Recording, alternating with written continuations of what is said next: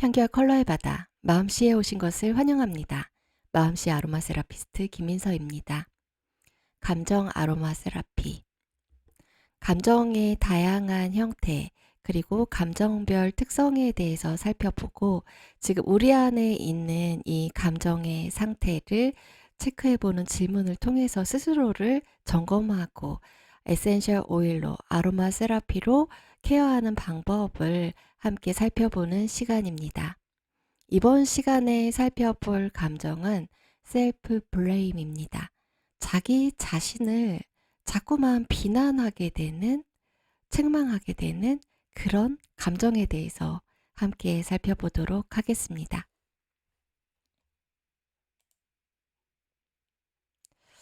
네, 이 셀프 블레임, 자기 비난이라는 감정에 대해서 너무나 절묘하게 표현을 하고 있는 이미지인 것 같아서 지금 옆에 그림을 가지고 왔거든요. 여기 이 노란색으로 표현되어 있는 사람이요. 노랗게 질린 것 같죠? 네, 이렇게 노랗게 질린 사람이 무엇 때문에 이렇게 벌벌벌 떨고 있냐면 어떤 그림자, 시커먼 그림자가 막 뭐라고 뭐라고 엄청나게 혼내고 있는 것 같아요. 그런데 이 그림자는 누구의 그림자죠? 바로 자기 자신의 그림자예요. 자기 자신의 그림자라는 건요, 자기를 꾸짖고 혼내고 비난하고 책망하는 게 그 누구도 아닌 바로 자기 자신이라는 거죠. 여러분은 이런 감정 상태일 때를 얼마나 경험하시나요? 뭐 자주 경험하시는 분들도 있을 거고요. 저는요, 저에게 완전히 초긍정이에요. 이런 거 별로 경험한 적이 없어요. 아우, 제 사전에 자기 비난이라는 건 없어요. 이런 분들도 물론 계실 거예요. 한번 우리 이번 시간에 지금 내가 머리로 생각하는, 머리로 판단하는 나의 감정 상태하고 실제로 내 마음 상태가 일치하는지 아니면 거기에 어떤 간극이 있는지 그것도 함께 살펴보고 그 마음을 함께 다독여 보자고요. 네, 셀프 블레임, 우리말로 자기 비난이라고 하죠. 자책하는 마음이기도 해요. 이거는 내가 왜 그랬을까? 내가 좀 더 잘했어야 되는데 이것밖에 못해? 나 이것밖에 안 되는 거야? 정말 나 자신한테 실망이다. 뭐 이런 다양한 표현으로 우리는 우리 자신을 이렇게 비난하고 꾸짖고 원망하고 음, 이런 말들을 꽤 많이 하는 것 같아요. 네, 이 자기 비난, 자책이라는 걸요, 좀 더 풀어서 이야기를 한다면 어떤 일이 발생했을 때 그 원인이 자기 잘못이나 실수 때문이라고 평가하는 거예요. 어, 네. 사실 내가 어찌할 수 없는 것인데 원인이 나에게 있는 것이 아닌데도 불구하고 그 모든 것들이 나 때문이야. 내가 잘못한 거야. 라고 느껴지는 마음 상태인 거예요. 그래서 이 자기 비난, 자책하는 마음을요, 그대로 방치해두면 아니면 이 상태가, 이 마음이 들 때마다, 이런 생각이 들 때마다 너무 힘들어서 자꾸만 그 감정을 잊으려고, 딴짓을 하는 거죠. 쉽게 말해서. 어, 뭔가 이렇게, 그냥 TV나 볼까? 텔레비전을 틀고, 유튜브나 볼까? 한없이 유튜브를 보고 아니면은 밖에 나가서 친구들이랑 놀아야겠다. 친구한테 전화를 하고 좀 이게 부정적인 그런 쪽으로 빠진다면은 에이 몰라 먹고 죽자 하면서 술을 막 마시거나 뭐 이런 다양한 아니면은 또 운동을 한다거나 이런 다양한 방식으로 이 감정 상태, 이 불편한 상태를 회피하고자 하는 다양한 시도들을 할 수가 있거든요. 뭐 어떤 식으로든 감정이 올라오는데 그걸 무시를 하던 아니면 그 감정이 올라오는 게 싫어서 다른 데로 주의를 돌리는 거, 결국 도망가는 거죠. 네, 회피를 하거나 이런 식으로 하게 돼서 자기 비난이나 자책을 하게 되는 이 마음을 그 마음이 올라오는데 분명히 그걸 자꾸만 모른 척하고 도망가고 그렇게 하게 되면은 결국은 이 마음이 내가 안 보여? 내가 투명인간이야? 내가 정말 안 느껴진다고?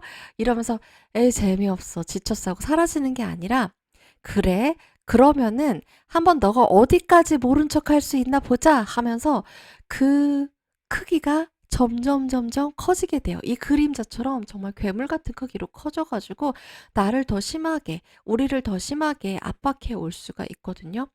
그럴 때 이 자기 비난, 자책하는 마음이 결국은 자기 혐오나 자기 경멸로까지 발전할 수가 있습니다. 뭐 우리가 '아 이렇게 하지 말걸. 왜 이렇게 했어?' 이렇게 가볍게 생각하는 정도 하고요. 한번 비교를 해 보자고요. '난 진짜 내가 진절머리가 나. 왜 이렇게밖에 못해?' 이렇게 되는 것 같고요. 어떤 게 더 힘들까요? 네, 이거 말할 필요도 없잖아요. 그래서 어 자기 비난할 수 있어요. 자책할 수 있어요. 하지만 이 자기를 비난하고 자책하는 마음이 더 힘든 마음, 더 무거운 마음으로 가지 않게요. 자기 혐오나 경멸로 가지 않고 이 자기 비난이나 자책이 어떻게 보면 우리를 성장시키고 성숙하게 만들 수 있는 밑거름이 될 수 있게끔 자양분이 될 수 있는 그 정도까지 음 균형을 넘어서지 않는 범위 안에서 그 정도까지 좀 어 뭐라고 해야 될까요, 이거를? 살살 달랜다고 할까요? 그 비슷한 느낌인 것 같아요. 그렇게 해줄 수 있는 게 물론 다양한 방법이 있겠지만 그거를 아로마 세라피로 한번 해 보자고요. 그래서 일단 지금은 이 감정, 자기 비난, 자책이라는 감정에 대해서 좀 더 살펴볼게요. 자, 이제 우리 앞에서 저는 자기 비난, 자책 이런 마음 거의 경험해 본 적이 없어요. 저는 항상 저 자신에 대해 초긍정이에요. 이런 분들도 저는요. 맨날 매일 매순간 저를 원망하고 저를 탓하고 후회하고 비난하고 자책하고 이러면서 살아요. 너무 힘들어요. 이런 분들도 한번 체크를 해 보자고요. 내가 지금 머리로 생각하는, 머리로 판단하는 나의 감정 상태하고 실제로 어 내 몸과 마음이 말하는 나의 감정 상태, 내가 자기 비난을 하고 자책하는 이 마음의 크기가, 정도가 어느 정도인지 그거를 알아볼 수 있는, 살펴볼 수 있는 질문들을 지금부터 하나하나 같이 볼게요. 이 질문들에 대해서 '나는 어떻지?' 그거를 한번 살펴보시면은 도움이 될 것 같습니다. 먼저 첫 번째 질문이에요. 자신에게 무엇을 기대한다는 게 불가능하게 느껴지나요? 우리 그럴 때 있잖아요. 정말로 '아 나 진짜 구제불능이야.' 라고 느껴질 때요. 이런 말이 막 입 밖으로 튀어나오는 그런 순간들 있잖아요. 근데 최근에 그런 순간들이 있었나요? 아니면 지금 이런 느낌이신가요? 그다음에 혹시 이러고 있진 않으세요? 자기 결점을요, 누가 뭐라고 하지도 않는데 그냥 자기 혼자 후벼 파고 있는 거예요. 우리 그럴 때 있잖아요. 남들은 "그게 뭐 어때서. 괜찮아. 아무렇지도 않아."라고 얘기하는데 자기 혼자서 "아니야. 이거는 내가 잘못한 거야. 내가 이러면 안 되지." 하면서 너무 과도하게 거기를 계속 후벼 파고 있어요. 그러면서 점점점 더 힘들어하고 점점 더 아파해요. 이거는 일상에서 많이 목격하는 것 같아요. 자기 자신한테든 아니면 주변 사람에게서든 많이 목격하는 것 같거든요. 음 이 자기 결정 후벼 파는가? 이 질문을 보니까 제가 떠오르는 사람이 한 명 있어요. 네. 저의 첫째 딸인데요. 어 이거는 믿으시거나 말거나, 제가 엄마라서 그런 게 아니라 제가 볼 때 정말로 첫째 딸은 너무나 매력적인 얼굴을 가지고 있거든요. 피부도요 아주 우윳빛으로 뽀얗고 딱 전형적인 미인이다라는 얼굴이라기보다는 '뭔데 저렇게 매력적이지?' 이런 느낌을 가지고 있어요. 그래서 저는 항상 딸을 보면 "너는 정말 매력적이야. 어쩜 이렇게 매력적인 얼굴을 가지고 있을 수가 있지? 너는 참 좋겠다." 라고 얘기를 해요. 그리고 제 예. 이렇게만 말하면은 '엄마니까 그렇지.' 이렇게 생각하실 수 있을 것 같아서 제 주변의 지인들도요. 음 저희 딸을 딱 보면은 처음 보는 사람도 딸을 "딸이 되게 매력적인 얼굴이에요." 이런 말을 자주 하거든요. 그래서 제 주변 사람들이 그런 말 하는 것도 딸에게 항상 이야기를 해 줘요. 그런데 저희 첫째는 그럴 때마다 콧방귀를 뀌면서 "나는 쌍꺼풀도 없고 코도 이렇게 낮은데 놀리는 거야?" 하면서 음 네. 쌍꺼풀 수술을 해 달라고 항상 조르죠. 그러면서 거울을 보면서 막 짜증을 내고 음 투정을 부리고 그러거든요. 그래서 음 감정 표현을 아주 잘하는 아이라서 방에서 아주 자주 그런 짜증 내거나 비명을 지르는 소리가 들려와요. 그래서 "자기 결정 후벼 파는가?" 이 질문을 보니까 갑자기 우리 첫째가 생각이 나네요. 여러분 혹시 그런 부분들 자기 자신에게 그런 부분들이 있을까요? 그다음에 또 우리가 이 우리 안에 있는 자기 비난의 감정을 탐색하는데 살펴보는데 좋은 질문 중에 하나가 이거예요. 타인이 자기에게 하는 모진 말들을 진짜라고 믿는가? 네. 우리 그런 거 있잖아요. "아니 나는 그렇지 않은데." 그거는 나를 잘못 알고 있는 거야. 완벽하게 오해하고 있는 거야. 이렇게 딱 생각이 든다면 반사적으로 이런 생각이 든다면 남들이 뭐라 해도 그게 크게 우리에게 타격을 입히지 않아요. 그런데 안 그래도 나도 나한테 그게 문제 네 잠깐 말문이 막혔습니다. 안 그래도 나도 나 자신이 한테서 '그게 바로 문제야.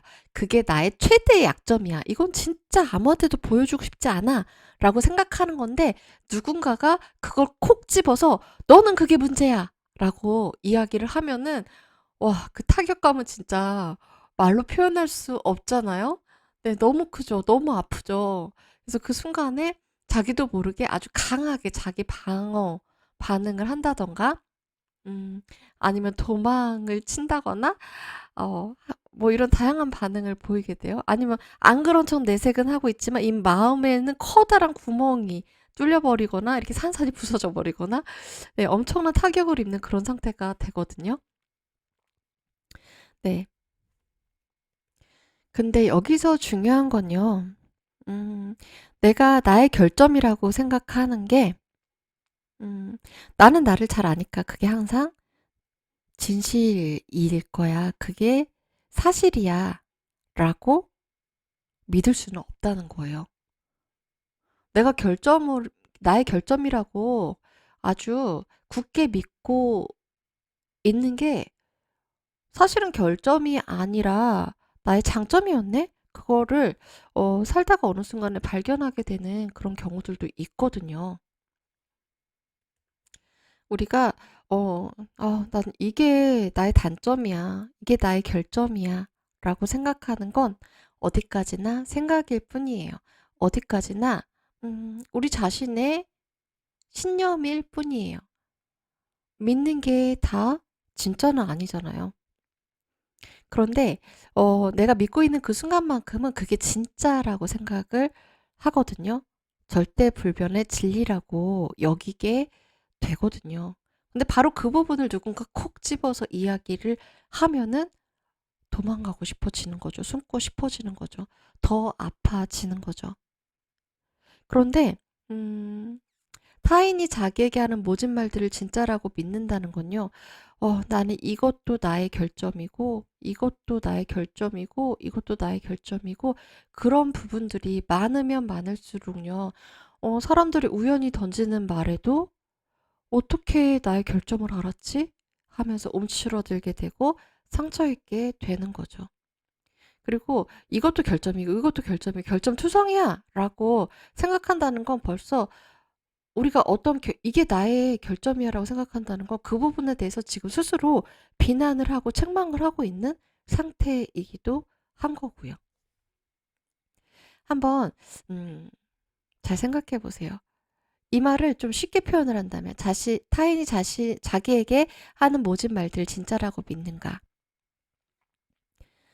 이 말을 좀 우리 일상에서는 쉬운 말로 표현을 한다면 이렇게도 한번 질문을 해볼 수 있을 것 같아요.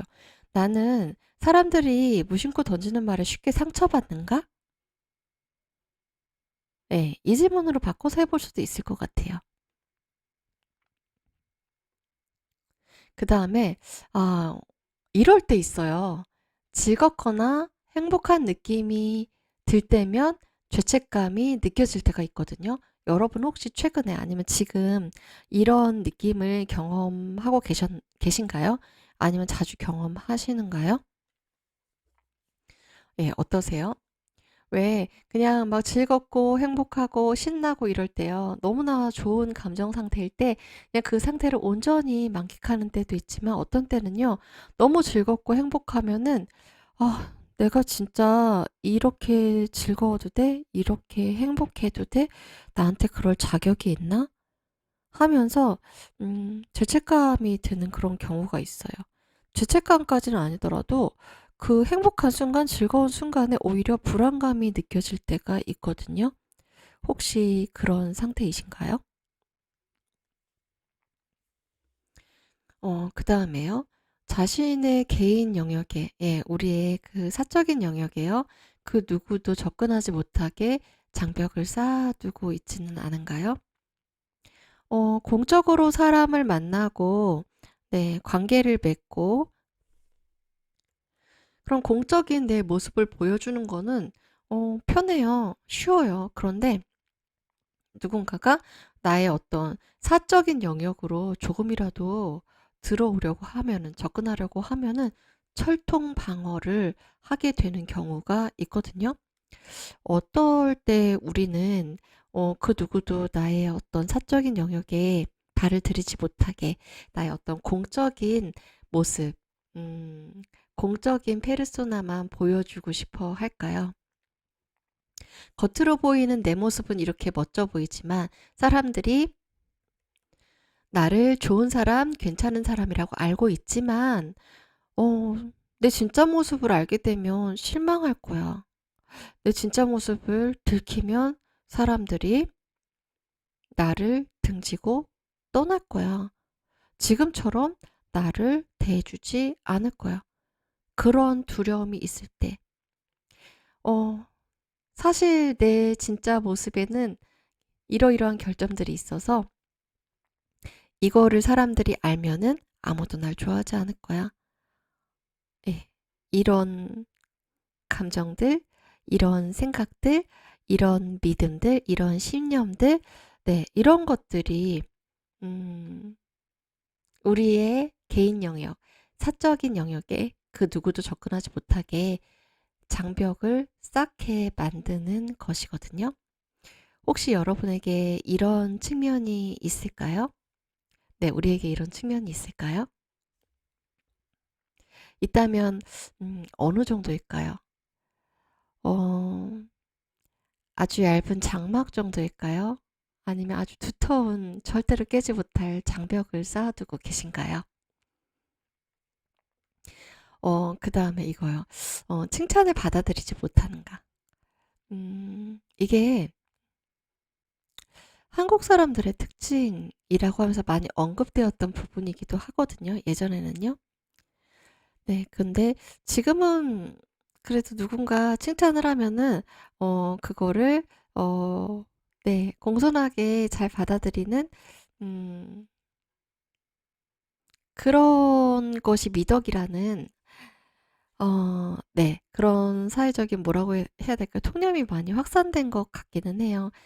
하지만 여전히 많은 사람들이 누군가 칭찬을 해 줬을 때 그게 정말 듣기 좋으라고 하는 칭찬이 아니라 진심에서 우러나오는 칭찬임에도 불구하고요. 그 칭찬을 받아들이지 못하고 오히려 칭찬을 받는 그 상황이 너무나 거북하고 불편하고 이런 상태일 때가 있거든요. 여러분은 어떠세요? 그럼 그 칭찬을 온전히 받아들이지 못하는 그 마음에는 어떤 감정이 있는 걸까요? 물론 우리가 지금 자기 비난이라는 감정에 대해서 체크리스트를 살펴보고 있으니까 그 칭찬으로 온전히 받아들이지 못하는 그 마음속에는 자기를 비난하고 자기를 책망하고 자기 결점을 바라보고 있는 이게 내 결점이야라고 믿고 있는 그런 감정이 있는 거죠. 네. 그 다음에 이건 제가 앞에서도 잠깐 말씀드렸죠. 사실 자기 비난, 책망이라는 감정은요, 음, 쉬운 감정은 아니에요. 그런 감정이 올라올 때 너무 힘들거든요. 그래서 빨리 이 상태에서 벗어나고 싶어요. 그래서 다양한 회피 기제가 작동을 하는데, 음, 네. 좀 파괴적인 회피 기제로 작동할 수 있는 게 바로 이 부분이거든요. 흡연이나 음주, 약물 같은 물질 오남용이요. 이런 자기 파괴적인 취미에 요새 내가 자꾸 빠져들고 있지는 않은지 아니면 내가 진짜 몸을 생각하면 아니면 나의 일상의 어떤 균형을 생각하면 이렇게 술을 많이 마시면 안 되는데 이렇게 약을 오용하고 남용하면 안 되는데 이렇게 담배를 계속 피워대면 안 되는데 이게 내 마음대로 안 되고 계속해서 거기에 빠져들고 있어. 이런 상태인지 점검해 보는 게 필요해요. 반대로 내가 담배를 끊고 싶은 마음은 굴뚝 같은데 이거 끊을 수가 없어요. 아무리 강한 의지력을 발동해도 어 금연이 너무 힘들어요. 아니면 금주가 너무 힘들어요. 술을 적당히 마시는 게 도대체 통제가 안 돼요. 내가 아무리 노력을 해도 안 돼요.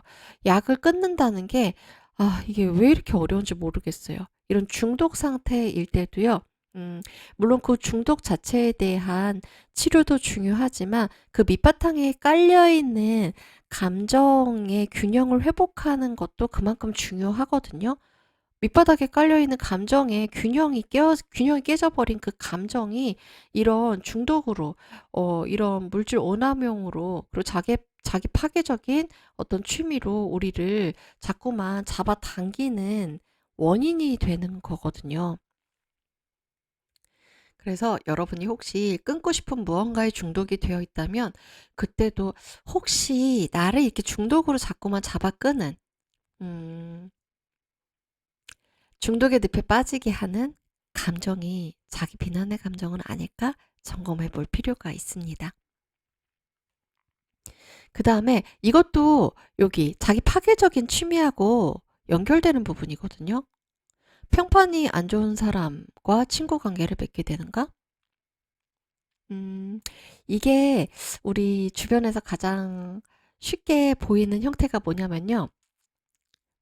이성 관계에서 남자친구를 사귈 때, 여자친구를 사귈 때, 왜 저런 사람을 만나?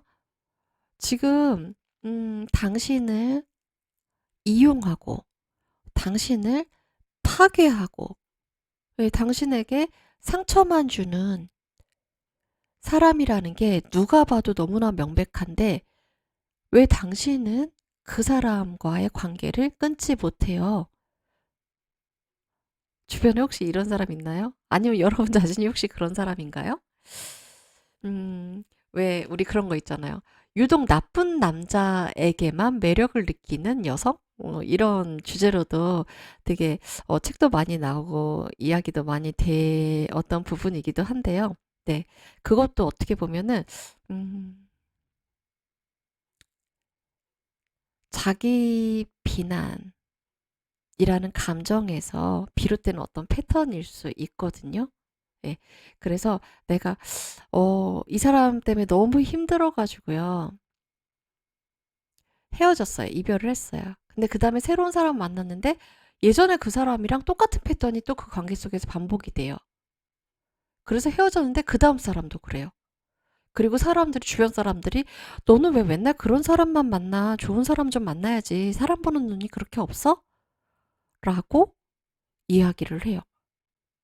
만약에 이런 관계의 패턴 속에서 헤매고 계신다면 그 악순환의 고리 속에서 빠져나오고 계시지 못하다면은 혹시 내 마음속에 나를 비난하는, 나를 책망하는 감정이 나도 모르게 크게 자리 잡고 있는 것은 아닐까 점검해 볼 필요가 있습니다.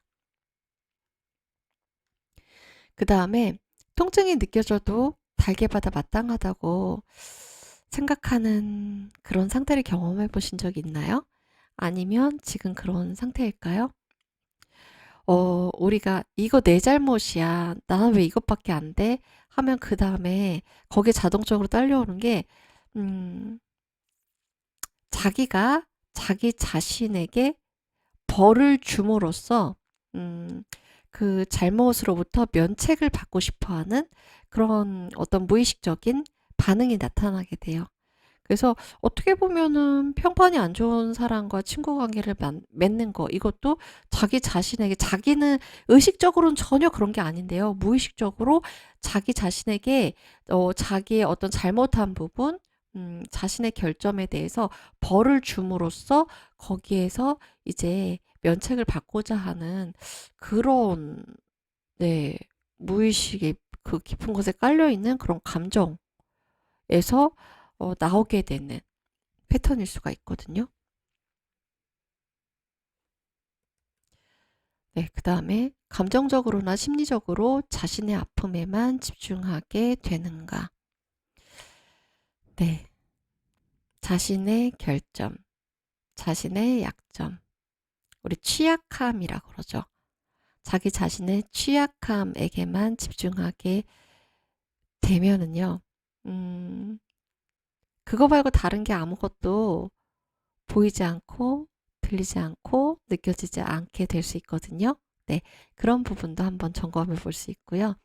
마지막으로 이것도 지금 통증이 느껴져도 달게 받아 마땅하다고 생각하는가? 그리고 평판이 안 좋은 사람과 사귀게 되는가? 이거하고 연결되는 질문인데요.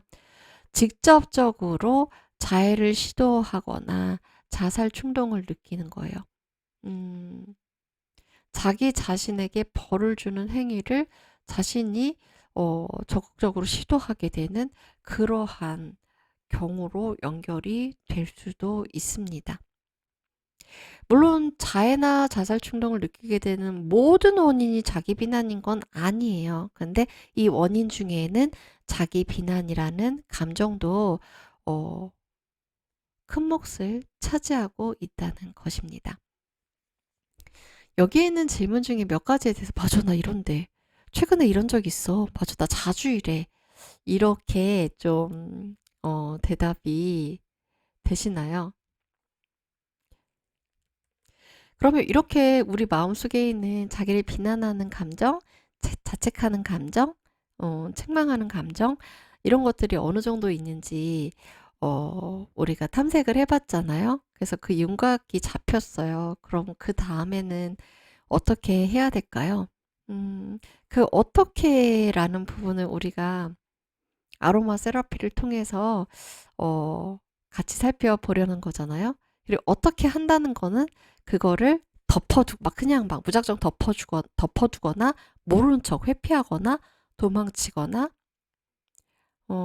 한다는 게 아니라 그 감정, 자기를 비난하는 감정, 물론 사람들마다, 여러분들 모두에게서 자기를 비난하는 감정이나 자책하는 감정의 크기나 정도는 다 다를 거예요.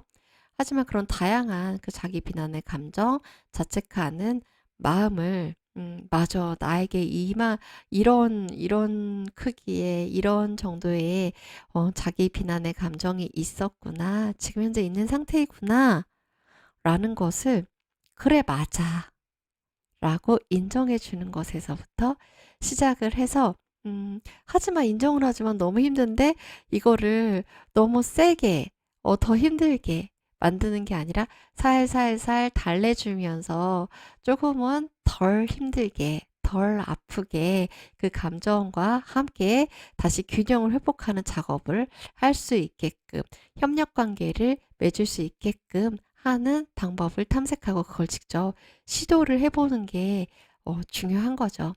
근데 만약에 그걸 하기 싫어서, 난 싫어, 너무 힘들어, 나는 그냥 도망칠래 하고서 이 감정을 회피하고 혹은 억눌러 버리게 된다면 자기 비난이라는 감정은 어디로 가게 될까요?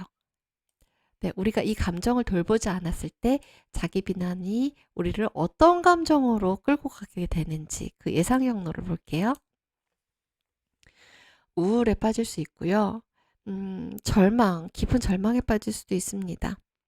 그다음에 자기 비난은 결국 자존감 상실로 이어지게 되죠. 그리고 이런 감정 상태들이 결국은 우리를 불안정한 상태로 이끌 수가 있습니다.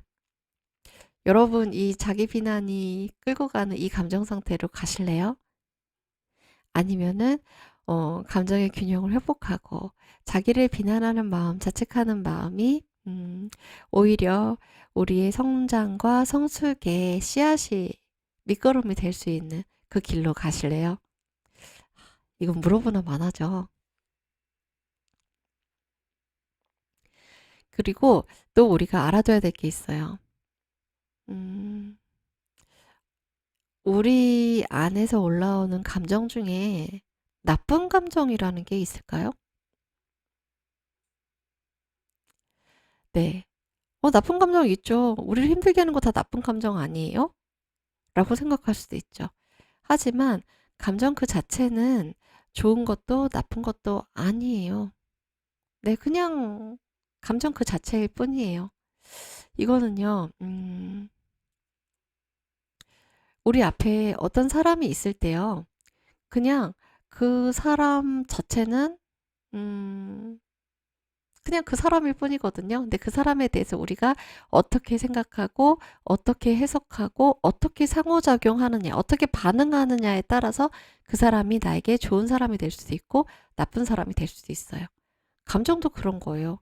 그러니까 결국은, 감정이라는 건 우리와 이렇게 혼연일체라고 해야 될까요? 딱 붙어 있는 하나의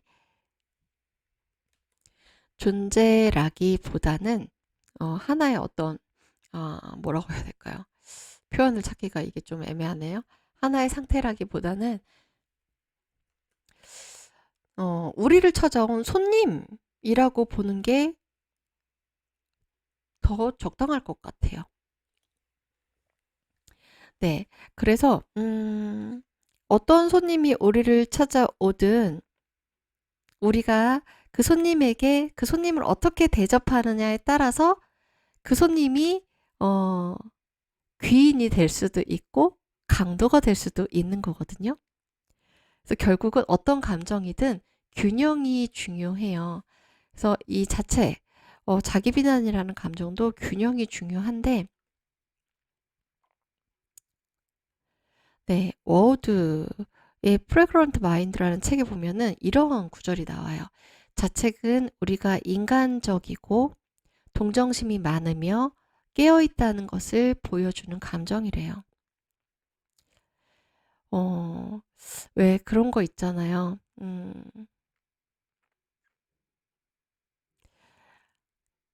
세상의 어떤 일들, 내 주변의 어떤 일들에 대해서 마음 아파하고 책임감을 느끼고 내가 무언가 해주어야 될 것 같고 이런 마음들이 연민과 사랑이라는 감정하고 연결이 되죠. 그렇기 때문에 이 자책이라는 감정이 균형 잡힌 상태, 균형 범위 안에 머무를 때는 바로 이런 측면이 있다는 거예요. 우리가 인간적이고 동정심이 많으며 깨어있는 상태라는 걸 보여주는 그런 징표라는 거죠. 그런데 문제는 이게 균형의 범위를 벗어났을 때예요. 하지만 가끔은 그것이 너무 지나쳐서 세상 모든 것에 대해서 스스로를 탓해요. 네. 균형이 깨졌을 때 문제가 되는 거예요. 그래서 우리는 아로마 세라피를 통해서요. 이 감정을 없애는 게 아니에요. 균형을 벗어난 이 감정을 다시 균형 상태로 회복시켜 주는 것입니다. 네, 그리고요, 자기 비난, 자책하는 마음이 정말 하나도 없는 사람이 세상에 존재할까요? 음, 물론 존재할 수는 있죠. 항상 100%인 건 없으니까. 하지만 저는 왠지 자기 비난이 정말 자기 비난의 마음이 사는 내내 평생 동안 단 한 번도 들지 않고 자책하는 마음을 전혀 느끼지 않고 평생을 살아가는 사람이 진짜 있을까? 없을 것 같거든요. 왜냐하면 이 자기 비난이라는 감정, 자책하는 마음의 감정의 출발점이요. 어쩌면 여기에서부터일 수 있기 때문이에요. 그게 뭐냐면요. 어린 시절에요. 아이는 모든 것이 자신의 잘못이라고 느낄 수 있습니다. 그리고 이건 자연스러운 현상이에요. 그 아이가 특별히 자존감이 낮아서 모든 걸 자기 잘못이라고 느끼는 게 아니라 그냥 아이들이 느끼는 보편적인 심리 상태인 거예요. 어 그래서 흔히 어린아이는요. 가정 불화나 부모의 이혼, 빈곤 같은 문제들이요. 이거 사실 그 아이의 잘못은 하나도 없잖아요. 전혀 자신의 잘못이 아닌 모든 종류의 일들을 자기 탓으로 여기게 됩니다. 네.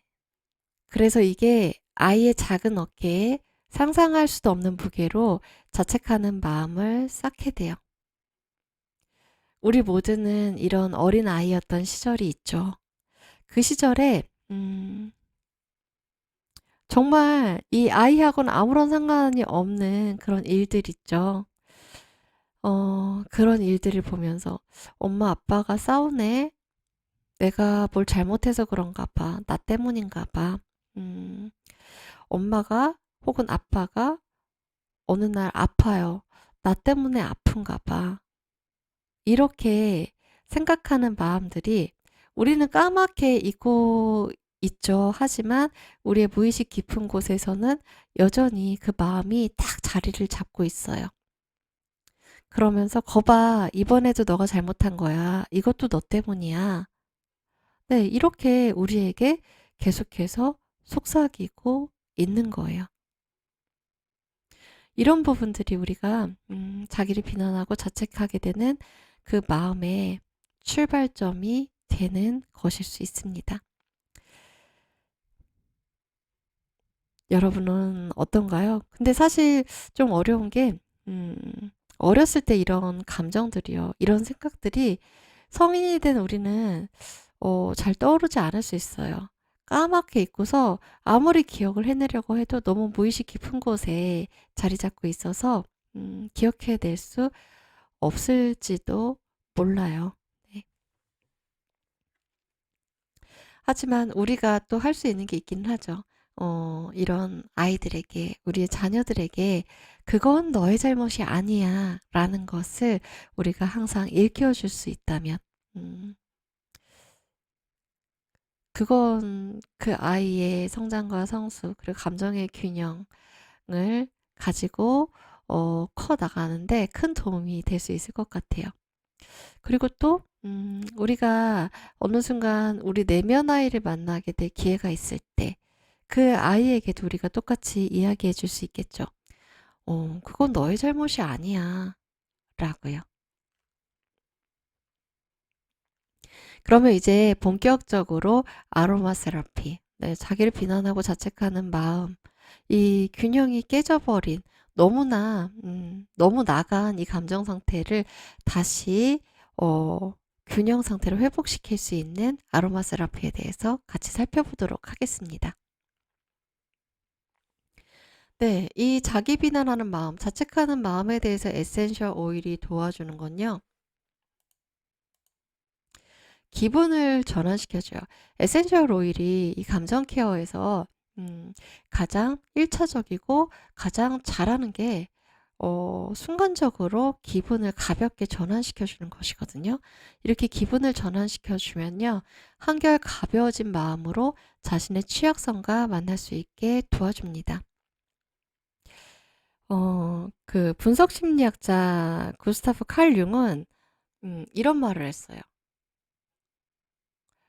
그러니까 정확하게 그 문장은 떠오르지가 않는데 유머의 중요성에 대해서 이야기를 했거든요. 우리가 예. 정신분석 치료를 하고 이런 마음을 회복하는데 가장 중요한 핵심이 유머라는 거예요. 유머라는 건요. 되게 심각한 상황에서도 되게 무거운 상황에서도 순간적으로 그 유머가 통하기만 하면요. 순간적으로 그 무거운 공기를 확 깨 버리고 가볍게 만들어 주잖아요. 근데 에센셜 오일도 그런 유무와 비슷한 효과가 있는 것 같아요. 순간적으로 무거운 단단한 이 감정 상태, 이 대기의 상태를 가볍게 확 전환을 시켜주는 거죠. 그러면은 되게 무겁고 진지하고 심각한 상태에서 내가 나의 취약성, 나의 결점을 바라볼 때 하고요. 음, 가벼워진 상태, 그거보다는 좀 더 가벼워진 상태로 바라볼 때 하고, 네, 분명한 차이가 있거든요. 기분을 전환시켜서 마음이 가벼워진 상태에서 나의 결점을 만나게 되면요. 네, 그때는 좀 쉬워져요. 힘듦의 정도가 조금은 줄어들어요. 그걸 도와주는 거거든요. 에센셜 오일이요. 그리고 그 취약성을 연민 어린 마음으로 수용하고 안아줄 수 있게 도와줍니다. 바로 이런 작용을 하는 대표적인 에센셜 오일을 살펴볼게요. 예, 6가지를 가지고 왔습니다. 로즈오또, 제라늄, 오렌지, 만다린, 버가몬, 멜리사 에센셜 오일이에요. 이 에센셜 오일들을 하나하나 살펴볼게요.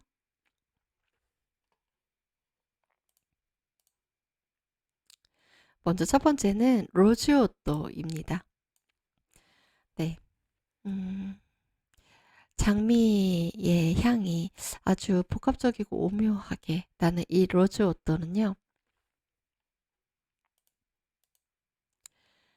네, 사랑의 묘약이라고 할 수 있어요.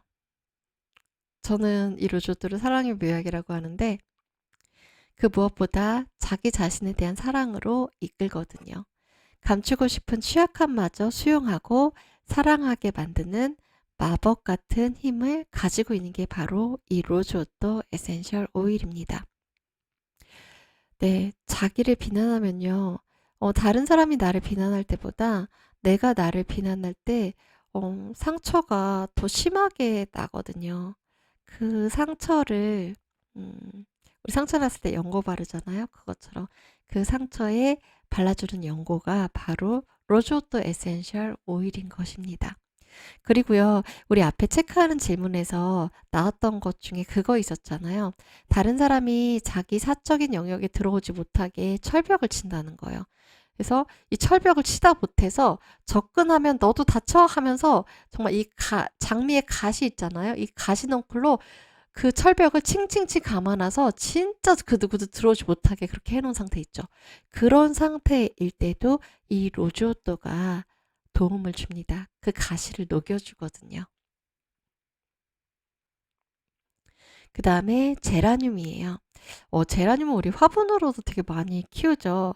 이게 화분으로 키울 때 이 꽃이 예쁘기도 하고 또 이 제라늄에서 나는 향기가 벌레를 퇴치해준다고 해서 그런 목적으로도 많이 키우잖아요. 실제로 이 제라늄 에센셜 오일이 벌레 퇴치 효과도 있어서 그런 용도로 DIY도 많이 했었어요. 근데 이게 자기 비난이라는 감정에 대해서도 도움을 주거든요. 네. 마음속에 자리 잡은 독설가는 자기 자신에게 가장 가혹한 비평가입니다. 네. 다른 사람이 우리에게 해줄 수 있는 모진 말들 참 많죠. 네. 하지만 우리에게 최고로 욕도 잘하고 최고로 잔인한 말도 잘하고 최고로 모진 말도 잘하는 건 그 누구도 아닌 바로 자기 자신이거든요. 예, 바로 우리 안에 살고 있는 독설가예요. 이 독설가의 말이 너무 아파서 우리는 어떻게든 그의 비위를 맞추고자 안간힘을 쓰죠. 그러면서 결국 우리는 완벽주의가 되는 거예요. 완벽주의자가 되는 거예요. 자기를 비난하는 그 말이 너무 아파서 그거 듣기 싫으니까 그거 안 들으려고 어떻게든 완벽하게 무엇이든 다 해내려고 하게 돼요.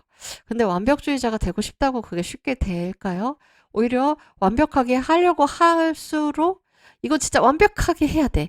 그건 너무 중요해. 이렇게 생각할수록 꼭 구멍이 하나씩 생기게 되잖아요. 그러면은 이 우리 안에 살고 있는 독설가가 정말 더 센 말로 우리에게 상처를 주죠. 그런데 또 우리는 또 이걸 그래도 어떻게든 완벽하게 해내고자 정말 있는 에너지 없는 에너지 다 쏟아붓게 돼요. 이럴 때 과열된 스트레스 회로를 이 제라늄 에센셜 오일이 멈출 수 있게 도와줘요. 괜찮아. 그렇게까지 안 해도 돼. 이걸로도 충분해. 괜찮아, 괜찮아. 이렇게 달래주는 게 제라늄 에센셜 오일입니다. 지금 혹시 여러분에게 필요한가요? 그 다음에 스윗 오렌지 에센셜 오일이에요. 저는 이 스윗 오렌지 에센셜 오일에 대해서 설명을 할 때 이 오렌지 껍질 이야기를 자주 해요. 음, 제가 되게 귀찮은 걸 싫어하는 성격이라서요. 오렌지 되게 좋아하는데 오렌지가 집에 있어도요. 이 오렌지가 정말 어, 시들어서 바짝 말라버릴 때까지 안 먹고 놔두는 경우가 되게 많거든요. 왜냐하면 껍질이 너무 단단해서 까는 게 불편한 거예요. 그래서 귤 같은 껍질이면 금방 먹어버릴 텐데 이 오렌지 껍질을 깔려면 이게 일이잖아요. 그래서 그게 싫어서 오렌지를 좋아하지만 안 먹고 뒀다가 버리게 되는 경우가 참 많은데 네, 바로 그 단단한 껍질이요. 그 단단한 껍질 속에 자신의 진짜 모습을 감추고 있는 사람들에게 이 스윗 오렌지가 도움이 되거든요. 이 껍질을 사르르 벗고서 자기 안에 속살을 보여줘도 괜찮다고 네, 우리를 토닥여주는 그런 향기를 지니고 있어요. 여러분은 어떨 때 이런 단단한 껍질 속에 자신을 감추나요? 단단한 껍질 속에 감추고 싶은 우리 여러분의 모습은 어떤 것들이 있을까요? 우리가 여기서 계속 이야기하고 있는 나의 취약한 부분, 나의 결점, 나의 단점, 나의 약점, 이런 부분들이겠죠. 오렌지도 제라늄처럼 완벽주의자를 위한 에센셜 오일이에요. 완벽주의자는 자신의 약점이나 결점을 절대로 외부에 보여주고 싶어 하지 않죠. 별것도 아닌데 심각해지나요? 우습게 보이면 안 될 것 같아 더 심각해지나요? 스윗 오렌지의 향기는 딱딱한 껍질 속에 당신이 그토록 감추고 싶어하는 바로 그 모습이 당신의 매력임을 알려줍니다.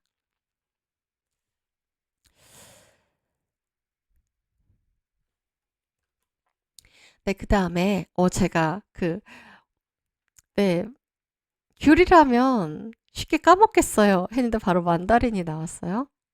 만다린 에센셜 오일은요, 특히 그 내면 아이를 돌보는 데 도움을 주는 에센셜 오일이거든요. 모든 게 다 내 잘못처럼 느껴지던 어린 시절이요. 너무나 빨리 어른이 되어버린 아이가 여전히 내면에 자리 잡고 있나요? 음, 누구나 어린 시절에 이 세상 모든 일이 우리 부모님의 일이 우리 집의 일이 다 내 잘못처럼 느껴질 수는 있지만 네, 그 강도가 다르겠죠. 너무나 힘든 가정 속에서 자라는 경우에는 그 강도가 자책, 자기 비난이라는 감정의 무게가 어, 네, 더 큰 무게로 그 아이를 거의 압사시켜 버릴 수도 있을 것 같거든요. 그리고 그런 힘든 어린 시절을 겪을수록 우리는 너무 빨리 어른이 돼버리잖아요. 이럴 때 만다린이 필요합니다. 예, 너무 빨리 애 어른이 되어버린 우리에게 필요한 거예요. 만다린은 그 아이가 어린 시절 만끽하지 못한 천진난만한 즐거움을 되찾도록 도와줍니다. 아이는요, 아이다워야지 건강한 거예요. 아이가 어른처럼 너무나 점잖고, 너무나 똑부러지고, 예, 너무나 얌전하다면 그 아이는 무언가 돌봄이 필요한 상태인 거예요. 그 아이의 내면을 우리가 잘 들여다보고 어떤 조치를 취해야 하는, 피해가 아니라 취해야 하는 상태인 거예요. 네. 근데 내면 아이도 마찬가지예요. 어렸을 때 그렇게 천진난만하게 실컷 놀지 못한, 실컷 까르르 웃으면서 신나게 즐기지 못했던, 천진난만함을 즐기지 못했던 그 아이가, 우리 안에 여전히 정말 어른인 척 하면서 진지하게 이렇게 딱 가부좌를 들고 앉아 있을 수 있거든요. 네, 팔짱을 끼고서 못마땅한 표정으로 앉아 있을 수 있어요. 그럴 때 우리는 이 만다린의 향기를 통해서 우리 안에 그 어린아이를 만나서 함께 놀아줘야 돼요. 정말 아이답게 실컷 재미있게 신나게 노는 경험을 충분히 할 수 있도록 도와주어야 합니다. 그러면 내면 아이도 마음껏 놀고 실컷 웃고 그래서 다시 성장할 수 있거든요. 네, 그 다음에 나오는 버가못. 이것도 지금 오렌지, 만다린, 버가못 다 시트러스 계열의 에센셜 오일이죠. 시트러스 계열의 에센셜 오일이 가장 잘하는 게 아주 빠른 시간에 순식간에 기분을 전환시켜 주는 거거든요. 버가못은 무엇이 그토록 무겁게 가슴을 누르고 있길래 마음속에 담긴 말을 꺼내지 못하고 있나요? 라고 우리에게 말을 걸어요. 자신이 하는 모든 말들이 핑계 같아서 죄책감이 느껴지나요? 자신이 느끼는 모든 감정들마저 잘못된 것 같아서 꽁꽁 눌러두고 꺼내지 못하고 있나요? 익숙한 듯 낯선 버가못 향기가 마음에 스며들면 따뜻한 온기가 퍼지면서 단단히 잠궈둔 마음의 빗장을 스르륵 열어줍니다. 버가못은요, 우리가 어떤 감정이 올라올 때요, 그 감정을 표현하지 못하게 우리 이성이 그 감정을 단단하게 꽉 누르고 있을 때 이 이성이 힘을 뺄 수 있게 도와주는 에센셜 오일이에요.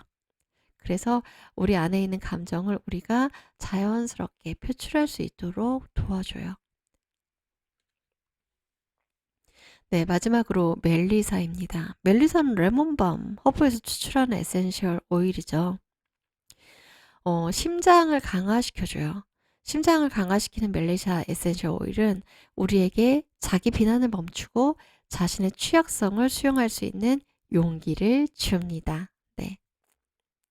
그래서요, 이런 에센셜 오일들을 하나하나 단독으로 사용하는 것도 충분히 좋습니다. 하지만 이것들을 함께 섞어서 블렌딩해서 사용하면은 또 시너지 효과를 볼 수 있겠죠.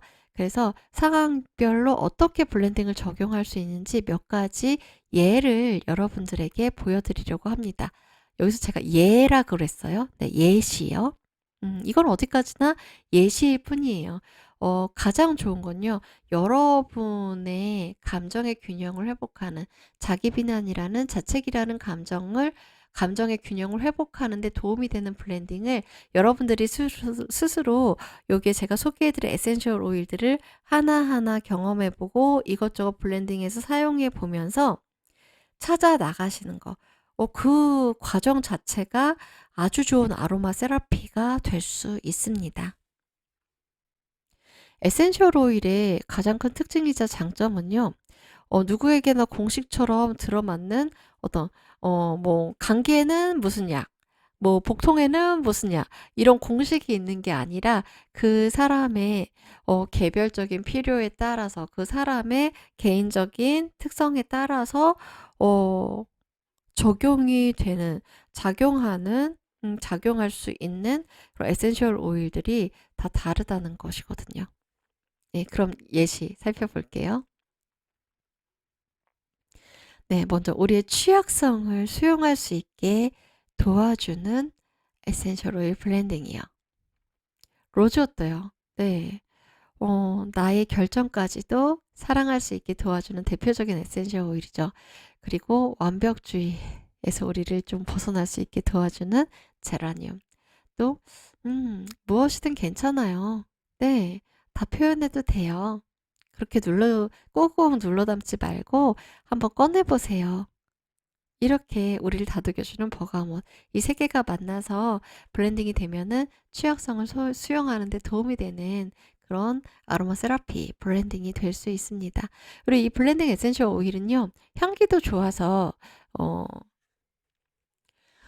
이거를 향수로 만들어도 좋을 것 같고요. 롤온이나 마사지 오일로 만들어서요, 우리 스스로 우리의 몸을 마사지 해주고 쓰다듬어 주면서 네, 사용해도 좋을 것 같아요. 우리가 우리의 손으로 우리 자신의 몸을 쓰다듬어 주고 마사지를 해 주고 그것부터가 우리 자신에게 사랑을 주는 그런 행위잖아요. 네, 그게 결합이 되면은 더 큰 효과를 낼 수 있을 것 같습니다. 그다음에 우리를 정말 너무 힘들게 하는 이 내면의 독설가요. 진짜 불독 같은 이 내면의 독설가를 잠재울 수 있는 블렌딩이요. 근데 이 사진의 불독은 너무 귀엽단 말이에요. 근데 뭐 어쩌면 우리 내면의 독설가도요. 사실 이렇게 귀여운 불독이었는데 우리가 얘를 키워가지고 진짜 무시무시한 괴물 같은 불독이 되어버린 걸 수도 있거든요. 그래서 우리 내면의 독설가를 다시 이렇게 곤히 자고 있는 귀여운 불독으로 만들어주는 블렌딩 을 한번 써보자고요. 네, 여기에 블렌딩 할 수 있는 건요. 제라늄과 스윗 오렌지요. 네, 괜찮아. 괜찮아.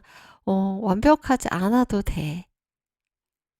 이걸 할 수 있으려면 우리의 완벽주의를 완화시켜주는 에센셜 오일 필요하겠죠? 그래서 제라늄과 스윗 오렌지 그리고 만다린도 그런 일찍 애어른이 돼버리면요. 자기 자신만의 규칙 틀 속에 갇히게 되거든요. 그래서 이거는 해도 돼. 이거는 안 돼. 해야 한다와 하면 안 돼. 라는 그 틀 속에 자신의 삶을 가둬버리게 될 수 있어요. 그래서 여기 만다린까지 함께 사용을 해가지고 괜찮아. 금 좀 밟아도 돼. 여기까지만 해도 충분해. 잘했어. 이렇게 만들어줄 수 있는 블렌딩입니다. 그 다음에 취약성을 수용할 수 있는 용기를 북돋아주는 에센셜 오일이에요. 이게 마음먹었다고 머리로 생각했다고 그게 선뜻 되지는 않잖아요. 선뜻 할 수 있는 건 아니잖아요. 그래도 도망가는 게 더 편할 것 같아. 그래도 그냥 못 본 척 하는 게 더 편할 것 같아. 이럴 수 있잖아요. 그럴 때 괜찮아. 할 수 있어. 이렇게 용기를 북돋워주는 에센셜 오일 블렌딩이에요. 심장에 힘을 주는 멜리사와 로즈오토를 함께 쓰는 것입니다. 네. 그리고 이번 시간에는 한 가지를 더 이야기를 해드리고 싶어요. 에센셜 오일과 함께 감정을 자각하고 성장하는 단계에 대해서 소개를 해드리고 싶거든요. 먼저 네, 이 자기 비난, 자책하는 이 감정의 균형을 회복시켜 줄 수 있는 에센셜 오일들을 사용해서요. 로즈오또 에센셜 오일이 대표적이겠죠? 네, 연민의 마음을 불러오는 거예요. 자기 자신에 대한 연민의 마음이 뭉게뭉게 피어오르게 하는 거예요. 타인을 바라볼 때 사용하는 렌즈로 자기 자신을 바라볼 수 있도록요. 우리 되게 이상하게 다른 사람이 잘못한 거엔 관대한데 자기가 잘못한 거엔 되게 엄격해지는 그런 분들 있잖아요. 그런 분들에게 필요한 거죠. 그 다음에 그런 연민을 통해서 자기 자신을 바라보면서 인정을 하는 거예요. 자신의 감정이 평범하다는 걸 인정하는 거예요. 그리고 그 감정이 상황에 따른 결과임을 인정하는 거예요. 네. 이거는요, 우리가 이게 나한테만 있는 거고, 나한테만 일어나는 일이고, 나만 가진 결점이라고 생각하면요, 정말 그거 들키면은 세상이 무너질 것 같은 그런 두려움이 몰려올 수 있거든요. 그런 불안감이 커질 수 있어요. 그런데 나만 그런 게 아니야. 그냥 세상 사람들은 다 그런 거야. 나도 그렇고 너도 그렇고 저 사람도 그렇고 그렇게 완벽해 보이는 저 사람도 마찬가지야. 네, 이걸 인정하는 거예요. 이건 그리고 사실 그렇잖아요. 네. 우리가 없는 걸 꾸며내는 게 아니라 우리가 좁은 시야 속에서 보지 못했던 것들을 맞아. 다른 사람들도 그렇지. 라는 걸 인정하는 거예요. 사실을 사실로 받아들이는 거죠. 그 다음에 이제 여기까지 하면은요. 그 다음에는 내 안에서 올라오는 감정과 연결이 될 준비가 된 거거든요. 내 안에서 어떤 감정이 올라오든 자기 비난이나 자책이나 아니면 이거보다 더 험악한 자기 경멸이나 자기 혐오나 이런 감정들이 올라와도 그거 이게 뭐야 하면서 도망치는 게 아니라 다시 들어가 하면서 꾹 누르는 게 아니라 그래 이런 감정이 지금 올라오는구나 지켜볼 수 있는 힘이 생기게 되는 거거든요. 여기서 연결된다는 건요. 그 감정을 내가 꿀꺽 삼켜서 나와 한 몸이 되는 게 아니라 그 감정을 내가 지켜보는 상태가 된다는 거예요. 그리고 그 상태 속에서 그 감정과 내가 협력 관계로서 연결이 된다는 것입니다. 지금 내 안에서 올라온 감정이 자기 비난이라는 감정이네. 그래. 자기 비난이라는 감정. 너가 원하는 건 뭐야? 너의 목표는 뭐야? 너의 목적은 뭐야? 대화를 나누는 거죠. 그리고 감정의 목적과 우리가 진짜 원하는 목적은 다르지 않아요. 근데 이 감정과 대화를 나누다 보면은 우리의 목표가 일치함을 발견하게 되거든요. 네. 결국 목표는 우리가 성장하고 성숙하고 평온한 상태, 균형 잡힌 상태를 유지하는 거. 뭐 다 떠나서요. 그냥 균형 잡힌 평온한 상태를 유지하는 게 우리의 목표이자 감정의 목표. 이 둘의 공동의 목표인 거예요. 그러면은 근데 이 공동의 목표라는 걸 우리가 확인하기 위해서는요. 예. 말도 안 해보고 무조건 밀쳐버리거나 도망가면은 확인할 길이 없잖아요. 일단은 만나야죠. 만나서 서로 마주보고 대화를 해야지 알 수 있는 거잖아요. 네, 그렇게 대화를 해서 우리의 목표가 다른 게 아니었구나 라는 것을 알아채고 그럼 같이 협력합시다. 이렇게 협력 관계를 맺는 거. 이게 바로 연결의 단계입니다. 이렇게 되면은요. 이제 그 과정에서 우리가 어떤 감정이 올라오든 어떤 반응이 나오든 그걸 수용할 수 있게 돼요. 왜냐하면 그 반응이나 그 감정의 목표가 내가 원하는 것과 다르지 않다는 걸 우리는 이미 알게 되었거든요. 그래서 협력 관계를 이미 맺은 상태거든요. 네. 그래서 우리 안에 있는 이런 감정들을 수용할 수 있게 되는 거예요. 근데 이게 사실 머리로 생각하는 것만큼 쉽게 되는 것이 아니기 때문에 좀 쉽게 우리를 쉽게 갈 수 있게 도와주는 도구로서 에센셜 오일, 아로마 세라피를 사용을 하는 것입니다. 네, 여기까지 해서 자기 비난이라는 감정에 대해서 그리고 그 감정의 균형을 회복하는 데 필요한 아로마 세라피에 대해서 함께 살펴보았습니다. 지금까지 함께 해주셔서 감사합니다.